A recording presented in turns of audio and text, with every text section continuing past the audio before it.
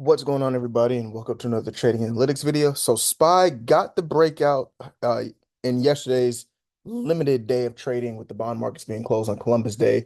And what it looks like we're getting today, based off of the price action we had seen, is a retest of the upward trend line that I had mentioned in our previous video that I dropped over the weekend. Um, the total market saw some pullbacks on several big names. And overall, I think there's a lot of money being funneled into another asset that we'll take a look at briefly in a moment. But again, SPY, what I think is going to happen here, I think we're going to successfully retest 576 to see if 576 is going to hold as a support. And if we does hold a support, then we'll likely bounce from there to establish a new all-time high. If we lose 576, then we're probably going to retest this downtrend line, this resistance support line here at 567. So keep that in mind on SPY. Jumping over here to the Qs.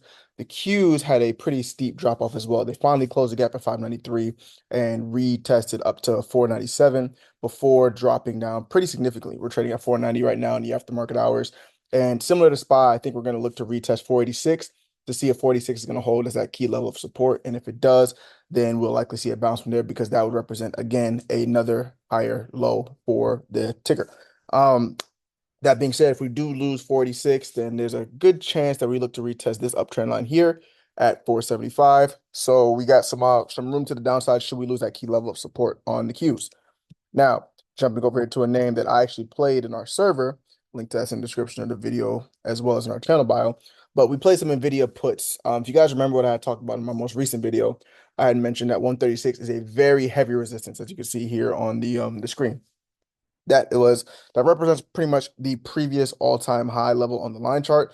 Granted, yes, I know if you look at it on the candles, the all-time high was actually 141.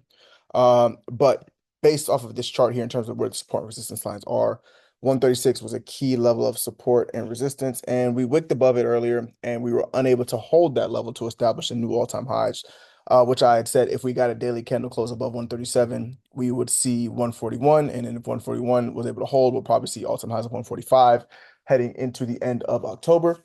But right now, we're probably just getting a retest of the trend line as well on NVIDIA. But here's the kicker, right?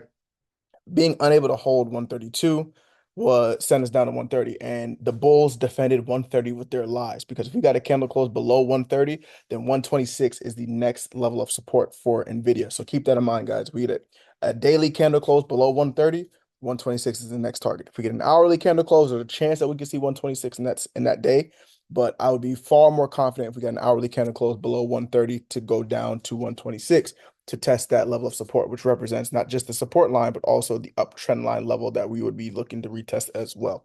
So keep that in mind with NVIDIA. That's probably my favorite setup overall. If we do break to the downside, would be that retest of 126. As you can see, again, we dropped that in our server, it hit 100% in 10 minutes. It was a beautiful trade and entry.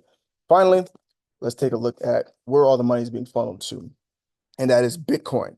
So again, if you guys remember my most recent video that I talked about, we got the neckline breakout and retest and survived the retest on Bitcoin.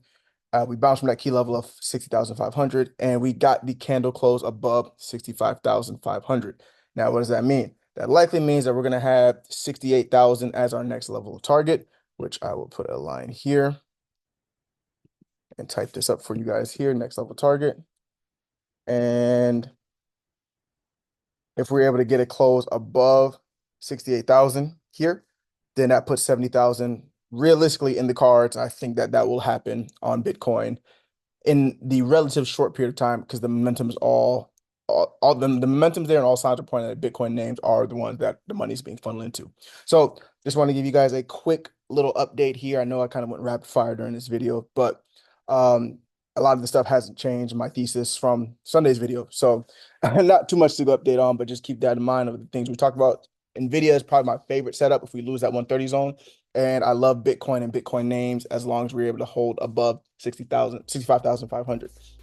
But in any case, I've been Trade Runner. This is Trading Analytics. Link to our Discord in the description of this video, as well as on our channel bio. So check that out if you guys haven't already. And we'll see you guys in the next one. Thanks for watching.